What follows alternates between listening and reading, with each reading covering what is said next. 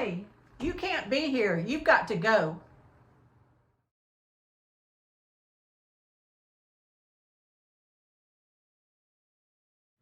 Hi, everybody. This is Lainey at Hilltop Home Place. I heard those words on January 22nd, 2021, when I had followed my husband's stretcher off the ambulance through some sliding doors and into Tulane Medical Center in New Orleans, Louisiana. My husband had just had a brain bleed stroke at our town about 60-something miles away. They had taken him to a small country hospital, but they couldn't handle the case, so they had hooked up with Tulane in New Orleans via Skype and everything.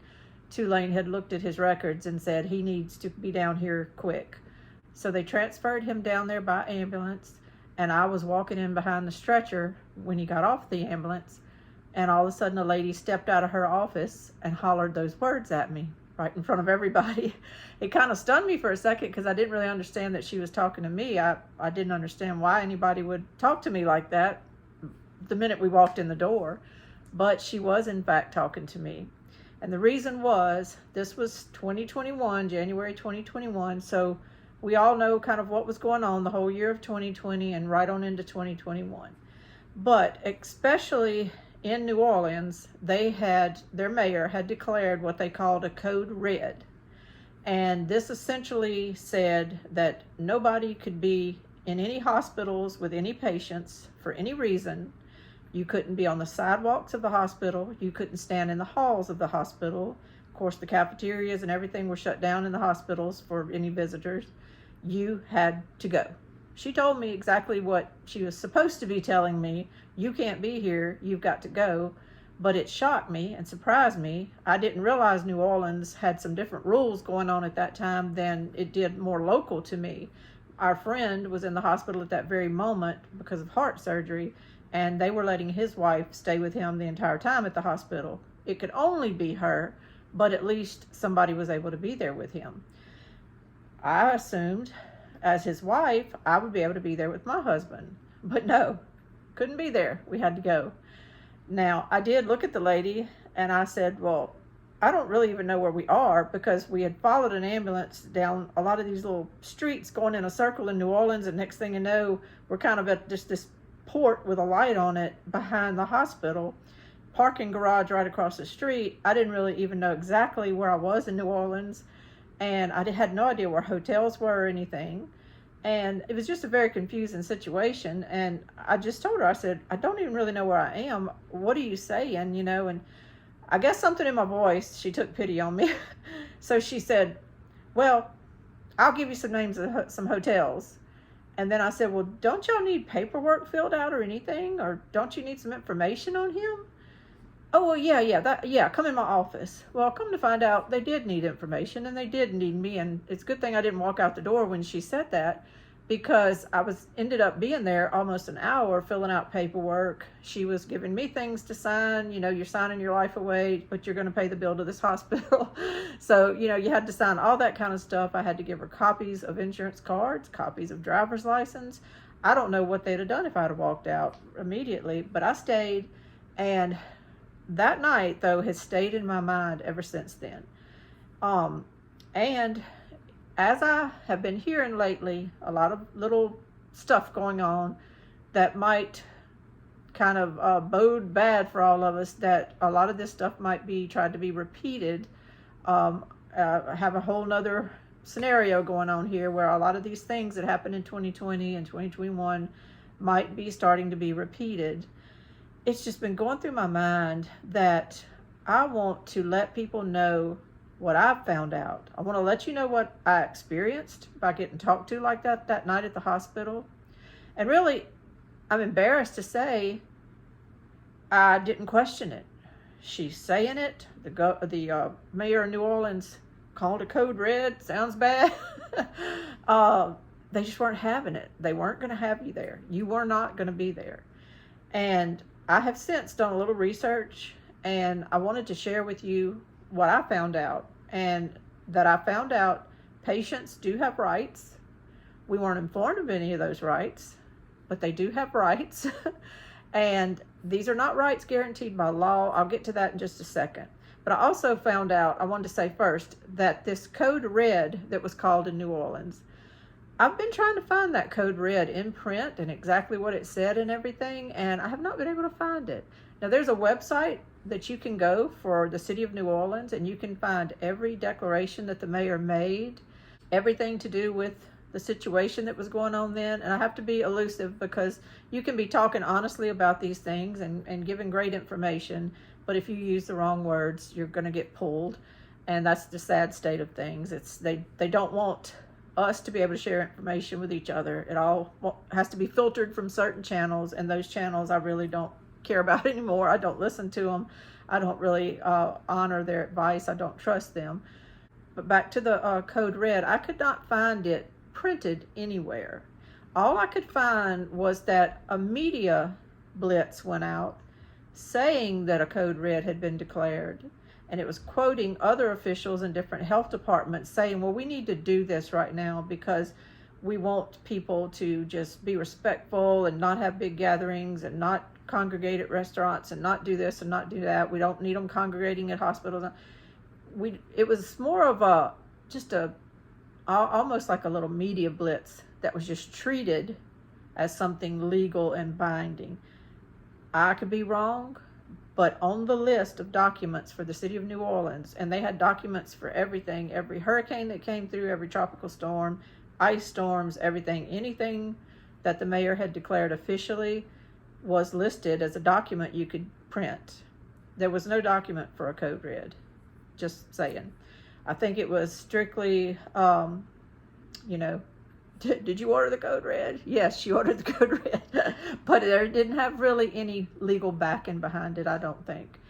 So it was kind of embarrassing because I didn't know that then. I walked out. We went and got us a hotel for the night. They had said they were going to call us if he started crashing. So that was really all we had. They were going to call us if he started crashing. And so we left. But since then, I have done some studying here lately. I've been looking up things, and I have found that we do have rights. However, and please hear me when I say this, these are not rights that are in our Constitution. These are not rights that you pull up and they're guaranteed by law. Actually, the Patient's Bill of Rights that exists kind of in America was put together by the American Hospital Association. So it was put together by them, but it's what we have. And it seems to be the guidelines that everyone else is kind of following. I looked up, I was advised during all this on one of the websites, it said always look up your state's laws or rights, Patient's Bill of Rights, because there may be differences in different states. I did look up Louisiana's, and basically they give pretty much the same rights, almost word for word, as the American Hospital Association. But they do cite at the end of it that this is brought to you by the Louisiana Department of Health and Hospitals. So that made me feel a little better because even though they're about the same rights when you read them, one of them is by the American Hospital Association, which, yes, it's gargantuan. Yes, it's got a lot of clout, but it's still not law. However, if the same rights are kind of written up and they're brought to you by your state's Department of Health and Hospitals, to me that carries a little bit more weight, a little bit more legal weight, that kind of says if the Department of Health and Hospitals has adopted these rights, they're expecting these hospitals to kind of follow these rights. But the American Hospital Association, the way they put it forth is, here are these guidelines, and as a patient, you should have the expectation that your hospital that you're going to be admitted to or whatever will follow these. They do cite in there though, however, each hospital can custom tailor it according to their community that they serve. They leave themselves some legal room is basically what it amounts to. They leave themselves some legal room to navigate. But it does give you a set of rights that you can use to empower yourself to know what there is out there that you could use to help you should a situation come up. Now, we know during that time, a lot of people were in the hospitals alone. They had no one to help them decipher what was going on, if they were even conscious. They had no one to help them make decisions, to bounce ideas off of, bounce thoughts off of, or anything. A lot of people were in there, I guess pretty much all people, unless you just happen to have a hospital that didn't follow this. Pretty much all patients at that point, except maybe for minor children, and I want to touch on that in just a minute. But pretty much all patients were isolated. They were isolated. It was a tragedy. It was a tragedy that I do not agree with how they handled that. It was very, very traumatic and sad for a lot of people, the patients especially, to be lying there knowing they had no one in their family with them, but also for the family, especially people who had been married for years and years. It just really sent a lot of people into a bad state of mind about everything that was going on. And I don't want to see that happen again. I don't. What I'm saying here tonight, you might just view it, my few viewers that watch some of these videos, and that might be the end of it. I'm kind of hoping that maybe it'll get shared, because I'd love for as many people as possible to just hear what I have to say. And I'm not an expert on anything. I am a wife, a mother, a grandmother. I garden. I'm a stay-at-home caregiver for my husband now. I'm not a nurse. I'm not a doctor. I'm not a lawyer. I'm not a legal expert. I'm not any type of advocate for any organization or anything like that. I am just me. But I want to help what we went through help you. A lot of people went through a lot worse than we did. A lot of people did. And that is something I think that just this time, as many people as possible have to say no. No. Here's my Bill of Rights. I have rights. My patient has rights. I have a right as an advocate to advocate for that patient. And we are not going to be separated and isolated and shut out of the equation anymore. I think people have to make up their mind while they're well, while their family is well. Make up your mind how you're going to handle this, because it could come up, and it could come up quickly. It doesn't have to be that same situation. This same kind of knowledge can help you in any situation. It can help you just in a normal emergency situation. There just may be instances where you might need to know your rights. So I wanted to go over them. There's 15 rights. And I wanted to kind of go over them tonight, but I just wanted to give you a couple of little things from our stay at the hospital, and I'm going to weave in some more as I go through these rights. Some of them didn't really affect us while all this was going on, but a couple of other ones did. And I want people to keep a few things that I say in your mind. It may not mean a thing to you right now, other than just, hearing me talk and giving some information. But if the situation arises to where you need to be with your spouse or other loved one at the hospital, even a parent or whatever, it doesn't have to be your spouse, maybe it'll come back to you, this video, and maybe you can watch it again. And even if you don't print off the things that I tell you to at the end, even if you don't do anything that I ask you to do, maybe it'll come back to you, and you can look at this at another time. And it'll empower you a little bit, and you can take care of it then. Even if all you do is pull something up on your phone and be able to show them something, that's better than nothing at all. So back to our story of us. After that lady hollered at us, I went to a hotel, and basically we just went back and forth for the next 5 days between the hotel in New Orleans and our home, because we could not go to the hospital for any reason. This was a Friday night when we were there, and we pretty much were told to go. Saturday was kind of a quiet day. They called me one time that Saturday. They called me, the surgeon did, to tell me they had decided to do surgery on his brain to remove some clots from the brain bleed. but they said they were low on staff at the hospital and could not do it Saturday. So they thought they would probably do it Sunday morning. They ended up calling me back late Saturday evening saying yes, they were going to do it Sunday morning. And they wanted me to give them my verbal consent over the phone. Since Richard couldn't speak for himself, they did call me and they asked me for my verbal consent, which I gave for them to do that. And I thought it was funny. This is just a funny part. They also put a nurse on the phone with the doctor, and for some reason she had to be on the phone too, and they wanted my consent to give him anesthesia. I always say, what you gonna say? No, you're not going to give them anesthesia during surgery. To me, that was funny that they even asked that. But I was like, yeah, go ahead and give him some anesthesia. So they did. So that was the 2 phone calls I got from the hospital. And that Sunday morning, they operated on him. We went down there to New Orleans. And to be close to the hospital, we just kind of walked around the streets of New Orleans, just in case something went wrong, just in case they called me and said he was crashing. They would let you go in the hospital to see that patient if they were crashing, but otherwise they wouldn't let you.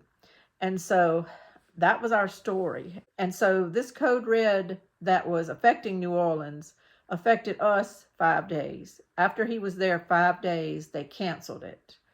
And then we could go see him, but it was only one person at a time. And anybody else that was with you could not stand in the hall, could not stand on the sidewalk. You had to leave the hospital and go sit in your car.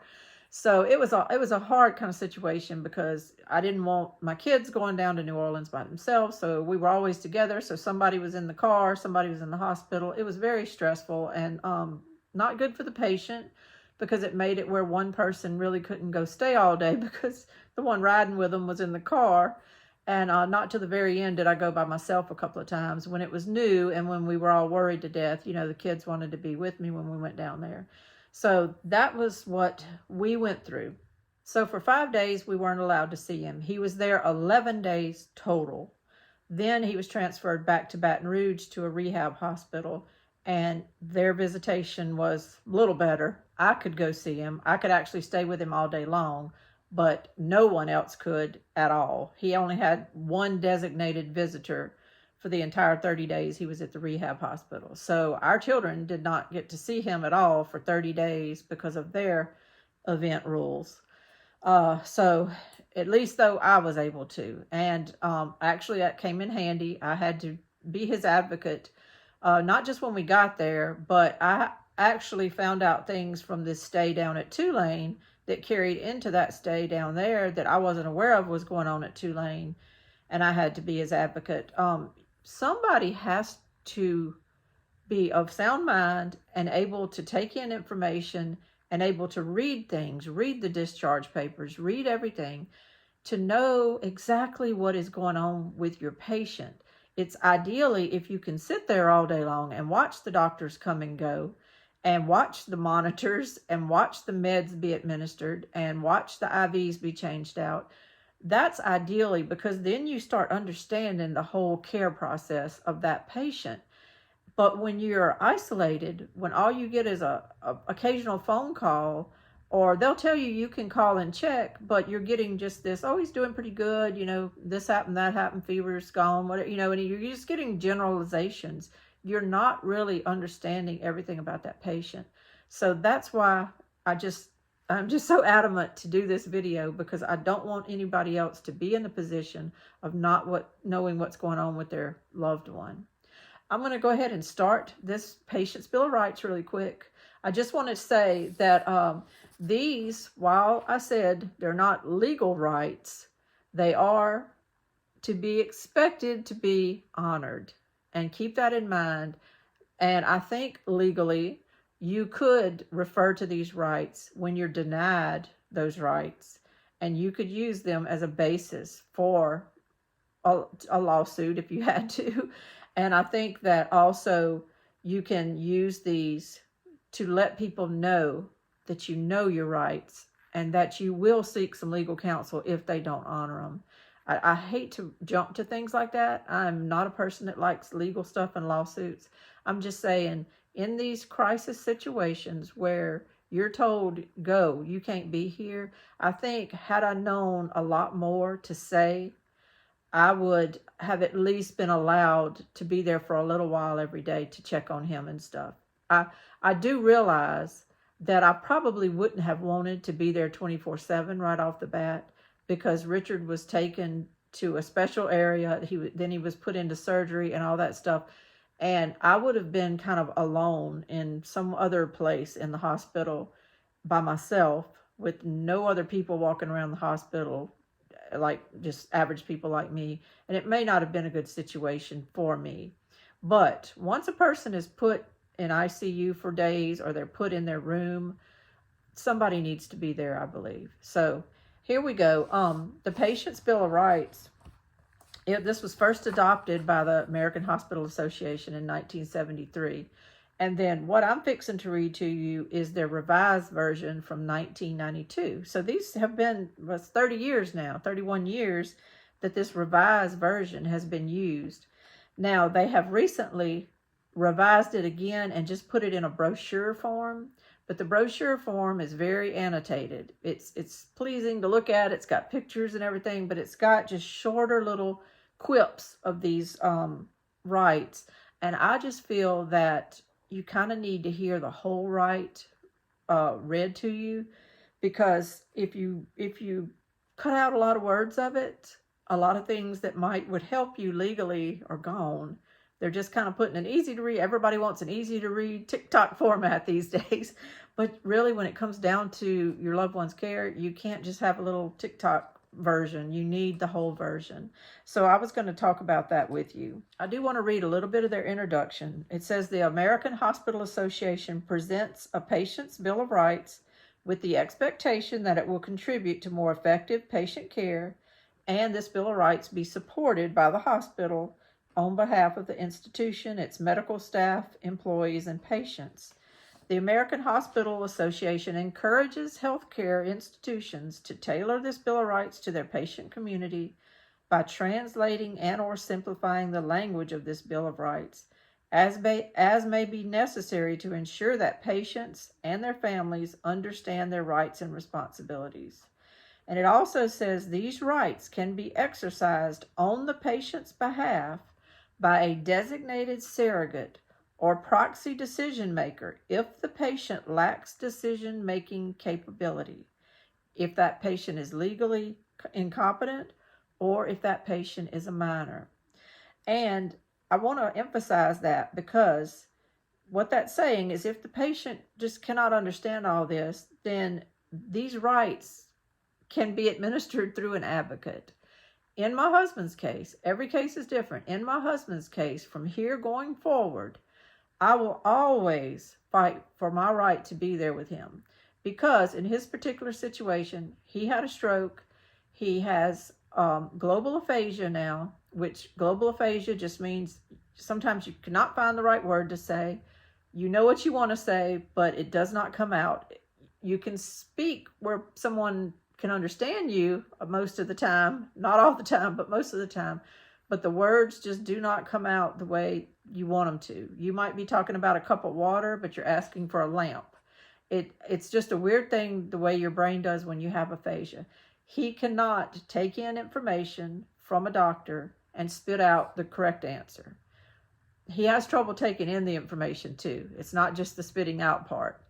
You cannot give him a lot of information and his brain process it anymore. His brain was severely affected by this stroke. He cannot do it. So from here on out, I have to be there with him. I'm the only one that can take the information in, and I'm the only one that can spit out a coherent answer. And to that end, I did get a general durable power of attorney, and I have those rights now to help him with all this stuff. In the general durable power of attorney, I have the rights to make all medical decisions for him. That carries a lot of weight. It's not something everybody needs. Your normal married couple does not need to have general durable powers of attorney on each other. You don't need it. But in the case where one spouse cannot make these decisions anymore, cannot make financial decisions or anything like that, it carries a lot of weight. And when I present that to these hospitals, especially when I was getting all his health information for his disability claim.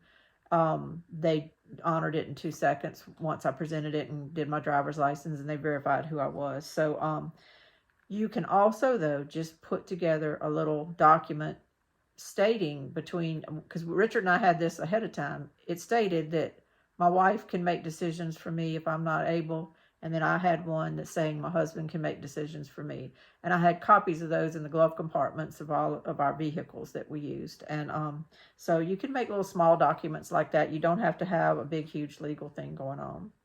The first right, let me get to that. The first right just says the patient has the right to considerate and respectful care. That's a given. You bet. They should honor that with no problem. Sometimes you do get a crotchety employee or something, but you have the right to considerate and respectful care. Just make sure they get it. Number 2, the patient has the right to and is encouraged to obtain from physicians and other direct caregivers relevant, current, and understandable information concerning diagnosis, treatment, and prognosis. So they have the right to get information from everybody on what's going on with them, is what that says. Can they do that? If your person is having an episode of the event, like in 2020, and they are not feeling good, and they are not breathing good, and they are delirious with fever, or they are going into pneumonia, they might not be able to clearly understand all of these things. So that's another good reason you might need to be there. If it's an emergency, if they're not conscious, you will need to be there. And they have the right to be able to understand what's going on. You, as their designated surrogate, can take in all that information and decide things for them. So that's one right you can fight for. Bill of Rights rule number 3. Except in emergencies when the patient lacks decision-making capacity and the need for treatment is urgent, the patient is entitled to the opportunity to discuss and request information related to the specific procedures and/or treatments, the risks involved, the possible length of recuperation, and the medically reasonable alternatives and their accompanying risks and benefits. Obviously, in an emergency, they can't do that. But when it says that they're entitled to it except in emergencies, if you're around, you can still kind of be involved in that. If it's a heart attack, obviously the doctors are going to go into doing what they have to do to get your heart beating back. You might not be involved in every step. But in another treatment opportunity, especially concerning like the event, you have the right to know what they're going to do before they do it. And you have the right to give some input with that. Demand that right. So, right number 4, patients have the right to know the identity of physicians, nurses, and others involved in their care, as well as when those involved are students, residents, or other trainees. It's pretty straightforward, but if the patient is not able to know that, then somebody needs to know who all is involved. Right number 5, the patient also has the right to know the immediate and long-term financial implications of treatment choices, insofar as they are known. A patient in crisis isn't going to be able to take in all that information. I don't think you necessarily, if your patient needed a certain treatment, money is going to be what makes you do it or don't do it. But I do think somebody needs to be kind of involved in these decisions, because sometimes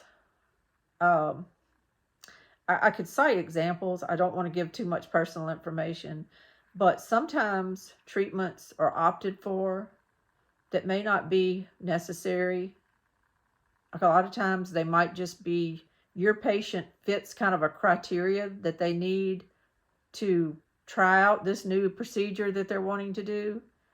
And it might not be the best procedure. It just might be that your patient fits that criteria. I will say this. My dad coded at the hospital before he passed away. He coded on a Friday night after having some minor surgery that should not have caused him to code. But I think he had some sleep apnea issues and stuff. He didn't do good on the anesthesia. And that night in his hospital room, he coded. He really probably was on his way out. They did get him stabilized after a lot of work. They got him stabilized. But he probably was not really going to make it very many more hours. However, they were hooked up via Skype with a doctor in New Orleans, and he suggested that our dad kind of fit the criteria for something they were trying out on heart attack patients then, and that it might be the only option that might save him. And what they do is they lower their body temperature, low, low, low, low, low, literally kind of pack them in ice. It was something to behold. And then they lower it very, very slowly. They let them stay in that state so many hours, and then they raise their body temperature just a degree at a time, not even a whole degree, a tenth of a degree at a time, over the course of a day or so. So they started this that Saturday, the day after he had coded, and it took till like Monday evening before his temperature was brought back up. And supposedly, I think what they were saying is this could minimize any kind of brain damage from his coding incident and everything, and hopefully help him get better. But his prognosis that Friday night was not good. Well, he ended up passing away 2 days later on a Wednesday. His temperature was brought back up that Monday, and he passed away Wednesday. I guess in the end you get billed for treatments like that. He was on Medicare at the time, so I don't know that that was anything my mom had to worry about. But what I'm saying is sometimes you do need to be advised of these things and advised of the financial implications, because if you're on private insurance, or you have a high deductible, sometimes some of these treatments, while there's a chance they might help, they're also kind of untested. We went ahead and did it because we felt like we had no more options for him. He was really probably just going to linger and die within the next few hours. This gave him some type of hope, so we tried it. It may or may not be something for everybody to do things like that, though. So even though that's such a simple right there, you have the right to know your long-term financial implications and stuff. Sometimes it can have a big bearing on things, and the patient's not going to be able to make those decisions. Somebody in the family has to be able to make those decisions for that patient. And so you need to know these rights, and you need to know that you don't have to accept everything that is thrown at you. You don't have to accept that. You may not want to put that patient through that. I'm kind of glad that we had some extra days with my dad, but sometimes these experimental treatments are just that. They're experimental, and you may want to just get more information on that. Moving on, though.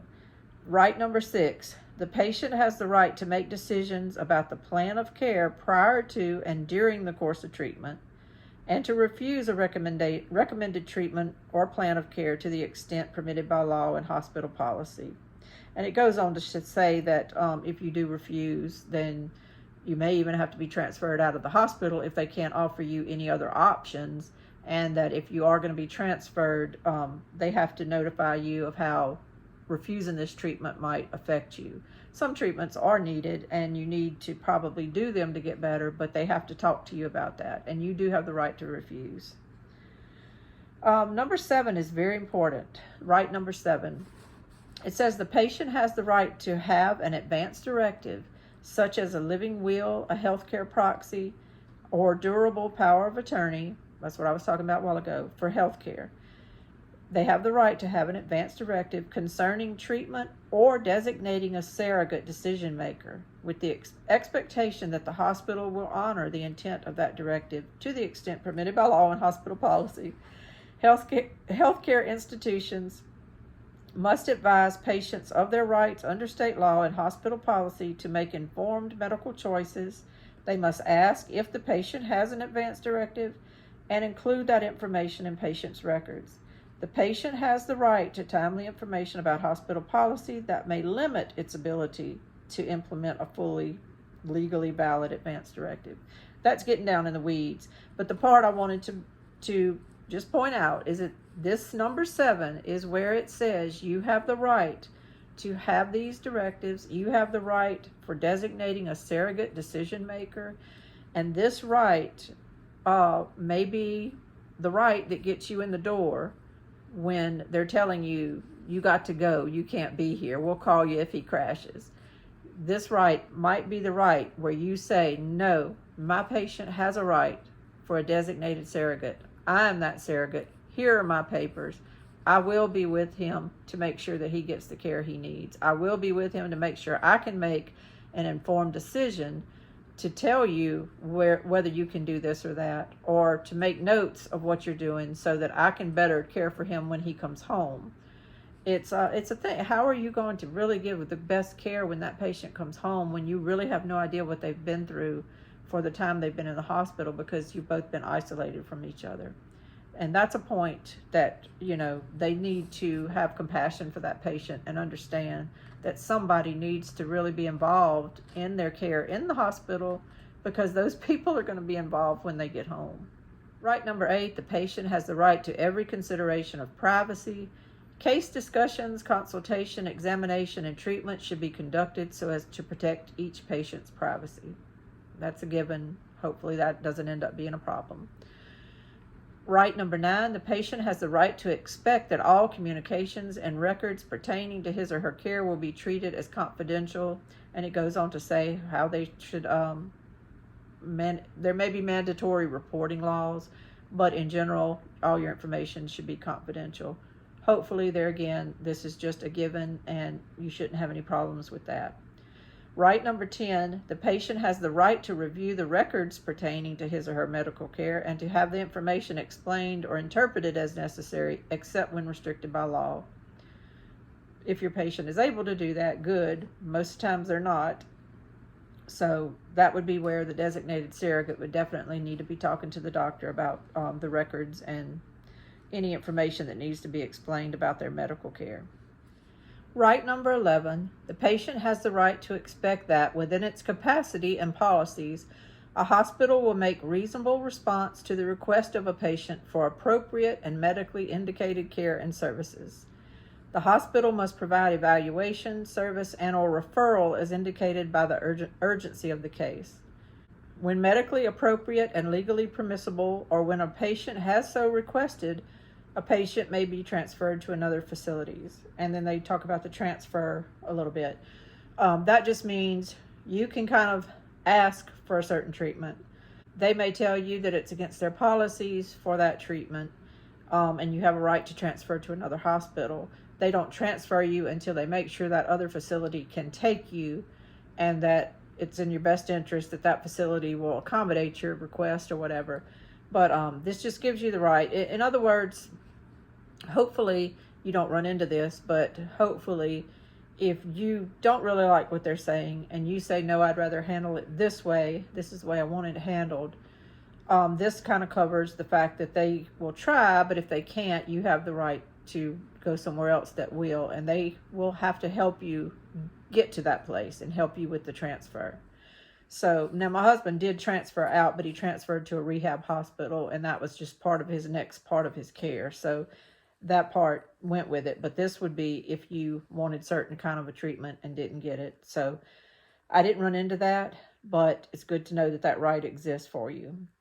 Right number 12, the patient has the right to ask and be informed of the existence of business relationships among the hospital, educational institutions, other healthcare providers, or payers that may influence the patient's treatment and care. And with this one, that sounds pretty straightforward. They just need to let you know if they're involved monetarily with different people. I would be curious if you ask them directly, how much are you being compensated by the government for these treatments that you're suggesting my patient go through? I want to know if you're doing this because of the compensation by the government. Now, that might not be a technical business relationship, but in these emergency situations, it kind of is. And I would ask them if that's influencing them in any way with the treatment suggestions that they're giving my patient. And I would just be curious to see what they would say about that. But you actually have the right to know whether they are suggesting something because of that relationship that they have going with that pay system that was involved. Now, this one did influence us, and I will tell you about that in just a second. This is right number 13. The patient has the right to consent to or decline to participate in proposed research studies or human experimentation affecting care and treatment, or requiring direct patient involvement, and to have those studies fully explained prior to consent. A patient who declines to participate in research or experimentation is entitled to the most effective care that the hospital can otherwise provide. Now, how in the world did my husband end up involved in research studies or human experimentation? Well, I will tell you. They locked us out for 5 days. I guess I would say 3 of those days were all about the surgery and the post-op and all of that stuff. But once he got put in regular ICU and was not in a crisis situation anymore, I did not realize that when I would go in his room, after the 6th day started and we were able to start going in his room, I did not realize really what was all in all of those IVs. And as the 6th, 7th, and 8th days started going along, they were dropping some of those IVs and taking them away, and he was starting to take some of his medications by mouth. To me, this was a good thing. He was swallowing, he was taking his medications by mouth. The last IV that was still in him was a saline solution. I didn't know what that was. Saline to me means salt. I think they're trying to get his electrolytes in his body going right. I didn't know what it was. And one thing I did notice though, during those 6th, 7th, and 8th and 9th days, going into the 11th day, was that to me, he seemed to be regressing. To me, it was kind of getting to the point where they had taken all of his IVs off except that one. They weren't really coming in to see him as much anymore because he wasn't critical anymore. Yet he was still in ICU. He was still hooked up to this one drip. But to me, he was getting more and more lethargic and less responsive. And I was thinking, okay, we need to get him to rehab. He needs to be up. He needs to have people coming in and moving his legs and moving his arms and seeing what he can do. And to me, he was regressing. And he didn't seem to really be able to talk to me very much. His talking wasn't that great, but I mean, he wasn't alert and responsive like he was at the beginning. They did let us FaceTime him a few times, and he was a little bit more alert post-surgery and all than he seemed to be in these other days I was there. They were bringing him food. He didn't really want to eat it and things like that. And I felt that he was regressing. And I couldn't understand why he was still in ICU when he seemed to I was almost ready for him to be put on another floor where he could go to some therapy or something. And then while they were working on getting us transferred to Baton Rouge. Well, finally by like the 10th day, I kind of had enough of it. I was worried about him. He just seemed out of it. And I have to ask for your understanding here, because what I was watching was my husband almost just being completely out of his mind, kind of. And at the same time, I was dealing with and had my best friend in a nursing home who had frontotemporal dementia, which is terminal. And I had went through all of those bad days with her, and I had seen her in such a sad situation. And all of a sudden I realized, I'm like, oh no, my husband is acting the same way. He doesn't have a clue. He's not controlling his bodily functions. He's not really talking to me in anything but gibberish I can't understand. He's not focusing on me. He doesn't seem to even be understanding what the TV's saying. I was like, oh no, he is going to be a lot like Debbie. And it scared me because I wasn't prepared for that, and I didn't know what was going on. So on that 10th day, I just called. When I got home that afternoon, I called up there, And I talked to the lady that had come by and told me she would be helping me at time of discharge whenever she got the orders for discharge. And I called her and I said, I want him discharged. He needs to be going to rehab. He needs someone to stimulate him. He is regressing. He's actually doing worse than he was when he came in. And I said, something is wrong. And she said to me, and this is what applies to this right number 13. She said to me, oh, well, he can probably go. She said, the doctor has been doing that testing and that experimenting on the saline solution and how it helps stroke patients. And she said that's why when the doctor comes in, she always had students with her to come talk about their saline and stuff, and I had seen that, but I didn't understand what they were really talking about. And she said they're doing a study on the saline and whether it helps with the patients from strokes and stuff. And she said, but if you want him out, I'll just tell her you ready for him to go. And I said, this is at one point when I finally just was asserting my rights. I told her, I said, I don't care at all about that lady's study. I said, I had no idea that's what was going on. I said, no, he needs to go now. I said, I want him out tomorrow morning. I will be there tomorrow morning and I want him transferred to the rehab hospital. And I had no idea, y'all, that my husband, his insurance company and our deductible was paying for 11 days worth of ICU when he probably should have been out of ICU after day 6, say, maybe day 7. They were paying for extra days of ICU because he was simply undergoing this study to see how this solution of saline would affect his body and everything. Well, I can tell you, they can put in their notes that it did not help. It affected him terribly, but I did not know they were doing that study on him. And he did not give consent for that. And they did not ask me about it. And that goes to show you right there that you have to have somebody on top of these things, because I had no idea. And when they do this situation where they isolate caregivers from their patient, surrogates, and they isolate that patient and that patient can't speak for themselves or take in information or regurgitate a response, things can happen like, we'll go ahead and do this study on Mr. So-and-so. We'll go ahead and do that on him. And that is not right. And they shouldn't do that without getting some informed consent from the next in line, which would be the spouse in this case. I just want to let you know that's another reason why I'm kind of passionate about this. And I have a second example, and I won't take as long to tell this one, but I did not know that they had put my husband on Prozac while he was recovering after that stroke. I did not know it until the next morning when I got there with his suitcase in hand and they worked the transfer out and the checkout, and I had to sign papers.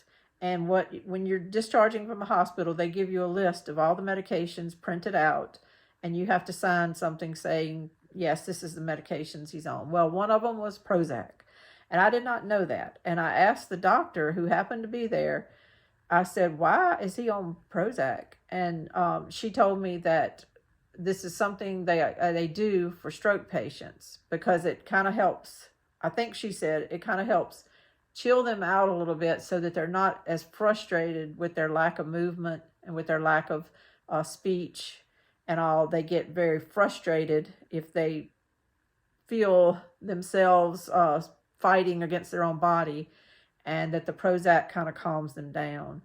Well, I wasn't happy about it because I didn't even know he was on it. And that kind of explains a lot of the reason why I think he was just laying there like, a dish rag because he was on Prozac, but I didn't know that. So when we got to the rehab hospital that evening in Baton Rouge, the next day, I told the people that I wanted to talk to his doctor and could she please stop by the room? And she did. And I asked her, I said, I noticed when we were checking out yesterday, he is on Prozac. I said, I want him off of that. I said, what do I need to do? Or do we need to wean him off of it over days or what? I said, I did not know he was on it and I want him off of it. And this was another example of this experimentation I'm talking about. The doctor at the rehab hospital in Baton Rouge said, I've got no problem with it. We'll take him off of it. We don't even have to wean him off of it. We'll just take him off of it now. She said, I don't like him on it. She said, the doctors in Baton Rouge do not put stroke patients on Prozac. She said, but the doctors out of New Orleans always send them to us on Prozac. And she said, it's not something I do or any doctors that I know do.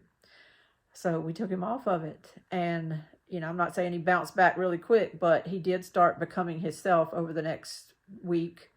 And I felt like I was kind of getting Richard back, and he had a lot of issues, but I felt like at least he wasn't the zombie. And so that was two things that they were experimenting on my husband without my knowledge, without my consent. And I did not appreciate it. And I wish I could go back and have been in that room or been around that hospital a lot more to make sure that I was really overseeing his care. We're almost done. Right number 14, the patient has the right to expect reasonable continuity of care when appropriate and to be informed by physicians and other caregivers of available and realistic patient care options. Kind of restates things they've already said. Pretty self-explanatory there. And number 15 is pretty straightforward too. Right number 15. The patient has the right to be informed of hospital policies and practices that relate to patient care, treatment, and responsibility. They've kind of already said that in other ones, but it's restated here. The patient has the right to be informed of available resources for resolving disputes, grievances, and conflicts, such as ethics committees, patient representatives, or other mechanisms available in the institution. The patient has the right to be informed of the hospital's charges for services and available payment methods. That's kind of just a recap of some of their other ones. I know this has been a long video. It's going to be hard to edit out very much of it, so it's just going to be a long video. But I did write some thoughts of mine, and take it or leave it, do what you want. But here are some things that I think you should do. I've kind of maybe said a couple of them a little bit in here, but I'm going to repeat them really quick as like a little bullet point. In closing, I would right now, this week, create some kind of healthcare directive, whether it's just appointing each other as your designated surrogate, but just make it legal. Get it notarized if you can. It doesn't cost $10 or $15. Go get something notarized or free if you know a notary that'll just stamp it for you. But something you can walk in that hospital with that says, I am she is my, designated surrogate. I need her to make all the decisions if I'm not able to, and she has the right to be here, That's something like that. You can go as far as doing an advance directive. A lot of people do the do not resuscitate, they call them DNRs or whatever. All that is just, that's your own opinions. Get legal advice on those. I would work, at the very least, find a really good one on the internet that you agree with every word of, and then have that notarized or whatever. My dad actually had a legal one done. We had an attorney, and as part of it, he went ahead and made my mom his power of attorney and things like that. You can go that far to get legal things created, but do something to where that spouse, that caregiver, if you're single, make it your brother, your sister, your mom, your dad. Make somebody in charge so that you're not left alone to make these decisions by yourself, and you may not be able to. My second piece of advice is to print a copy of these American Hospital Association Patient Bill of Rights lists, all 15, plus there's little introductions and stuff that has other information in it. Make a copy. Keep a copy in your car. Keep a copy in your purse. Keep a copy in your go bag. I kind of put together a little go bag when that fire thing happened the other day. I'm like, if we had to just go somewhere even for one night while they were fighting that fire, even if our house didn't get affected, I need a bag I can grab really quick. So I put one together the other night, and I should have done that anyway a long time ago, but I need to now, these copies of this stuff that I have is going to go straight into that bag, so that if I do grab it to go to a hospital one night, which I had to put together a bag the night of his stroke. I had to throw something together real quick. Never thought to put anything in it but just toothbrush and stuff. But these documents need to be in there. And I just encourage you to do that. This is just kind of your ticket. You have to assert yourself and act like you know your rights, that you're certain about this, and you want them respected. And the best way to kind of do that is to have something in your hand. You can have it on your phone. You can look it up really quick.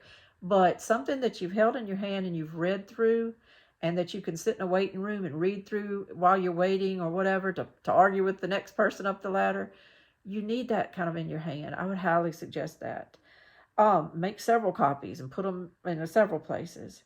Okay, make a copy of these same guidelines, but there is a website from the Frontline Doctors which lists these same rights. They follow the AHA rights, but underneath each right in like blueprint, they put other things they would advise you to do, or kind of give you a little more advice on things. And that's a good little second copy to have there with some little pointers. I think it's a good thing. The third thing is you're encouraged to look up your own state's rights. As I said before, my Louisiana state rights are pretty much the same as the AHA, but at the end, in the little bibliography at the end, it does say that these were from the Louisiana Department of Health and Hospitals. So to me, that helps them carry even a little more weight, because it's a government agency that's saying I have these rights. So anyway, even though they're kind of the same rights, I feel if I have a copy of both, I'll be doing good. Also, keep a copy and update it anytime anything changes of medications. For you, your spouse, keep it on the same page if you want to, but you kind of need to have that information handy. Bring the meds with you, of course, if you have time to grab all that kind of stuff. But it's also good to just have a list and kind of have it numbered, because sometimes they'll just say, we have it down that you're on 6 medications. And you're like, no, we're only on 4. What do you have on your list? And you can compare these things and say, no, we haven't taken that medicine since 2012. Take that off. That's old, you know.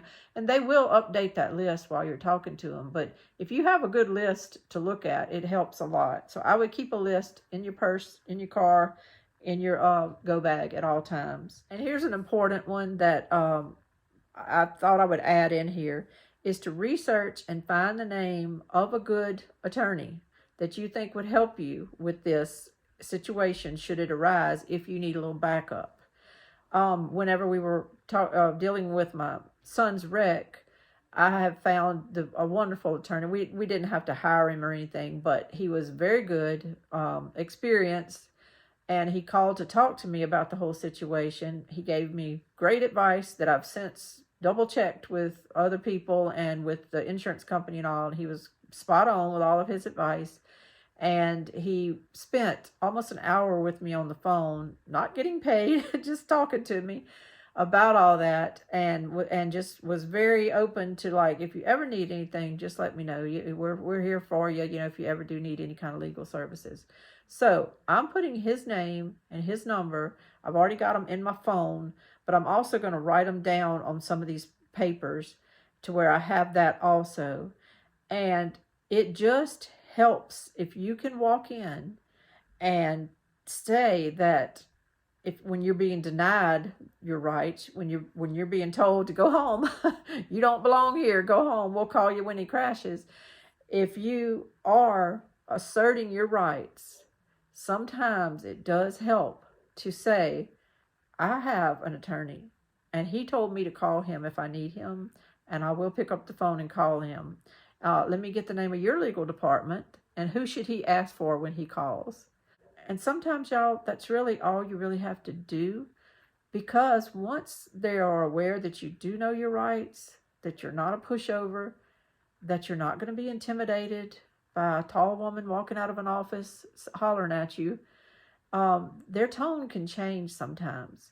My daughter had a story that she told me about. Now, she's only in her 30s, and one of her really good friends had to go to a hospital during all this. And it wasn't for the big event, but it was for something else. And her husband went with her. And they had to go in the emergency room and everything. Well, they wanted to run him out really quick. You have to go wait in your car. You can't be here and all. And she told him, she said, oh, yes, he will be here. She said, he's my husband, and I have a right to have him with me.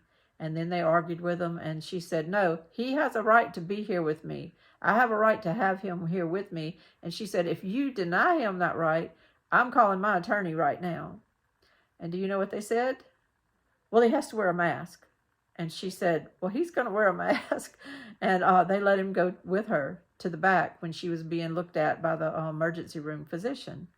And my daughter was telling me about that. And I was like, good for her. Good for her. But all it took was her saying, I'm calling an attorney and I do have a right to have my husband here with me. And they buckled. They buckled. And I always say there's got to be exceptions to these rules. There's got to be exceptions because I don't know this for certain. I didn't research it. However, I can pretty much guarantee you that all children in the hospitals, St. Jude, places like that, I do not think those children were isolated by themselves and their parents sent home. And their parents refused admittance to the hospital to be involved in their child's care. I doubt it. And I know they're minors, and I completely concur with that. I think they should have had anybody they wanted to come and see them during all that stuff. But I'm pretty sure they probably let at least one parent stay with them all the time. They probably let parents tag team so that the parents stay and didn't get completely exhausted. I'm glad they do. I'm hoping they did things like that. And if so, I'm glad they do. But that goes to show you that there are exceptions to rules. There are exceptions. And they will let people in. And it's okay to have that second person in the room. It's okay. The whole hospital didn't fall apart because they let parents go see kids. And if my husband had started crashing, they would have let me in with no testing done on me. As long as I wore a mask, I guess, at the time or anything, I could have went in. Well, why is it okay to go in at that point and be there and be amongst everything, but it's not okay to be there during other times? There are exceptions, and they already are making those exceptions. And if you push the right way and you know your rights, and especially, as I've said, this is kind of my story, and so I'm trying to make you understand. In our situation, I have to be there, and they need to let me be there, or it won't be good. And not because I'm going to run out and file a lawsuit, but because he simply cannot take in the information and make any kind of informed decisions. They call it informed consent. If the person cannot understand what's being said and cannot respond to a doctor in a way, my husband will say yes when he means no, and he'll say no when he means yes. It happens all the time. It happens all the time. So he can't even exactly say what he wants to say to these doctors. I have to be there. So I have to push on this. And I just want so bad for everybody else to understand that you have rights too. And it doesn't have to be as serious a situation but it could be, and you never know. And I will say this last thing, and I hate to even say this but it's kind of a testament to the sad state of the situation, is record everything. When you're asking for this permission, when you're being told to leave, to get out of the hospital, and you're talking to them about your rights and everything, record it. And tell them you're recording it. Just say, I'm recording this because I'm going to have to go contact my attorney because of this and that and the other. You know, my husband can't speak, or whatever your particular situation is. I need to be there with him. I need to be able to give you informed consent on treatment. He cannot do it, and I need to be there. And may I get your name, ma'am? May I get your department? Who is your manager? Who's the next high up I need to talk to? What's the name of the legal counsel that you use at the hospital? Can you give me that name? You have the right to ask some of these questions before just getting booted out into the dark. You have the right. And so that's where that lawyer name kind of comes in handy. But also just record everything. And if you can whoop out that copy of the Patient's Bill of Rights, I guarantee you're going to take them by surprise. And some of them may just, well, hold on a minute, let me go get somebody else. That's okay. Let them go up the ladder. Eventually, they know. They know. And they knew last time. But it worked because me and you, we didn't know our rights and we didn't stand up for them. And it worked. And they got away with a whole lot. And it just can't happen again. This cannot become the new normal. The new normal cannot be to boot people out during every crisis. The new normal cannot be to isolate patients. We were denied the right to help them make decisions in the hospital. We were denied the right to see patients and give them comfort and care, just letting them know a relative was around. You know, all they were seeing was strange faces in the hospital. There were people who were denied the rights to be with their loved one in the last moments of their life, hold their hand. They were denied that. They were denied the right after they passed to even have funerals. And you couldn't have anybody come to a funeral if you had one, because we were denied those rights.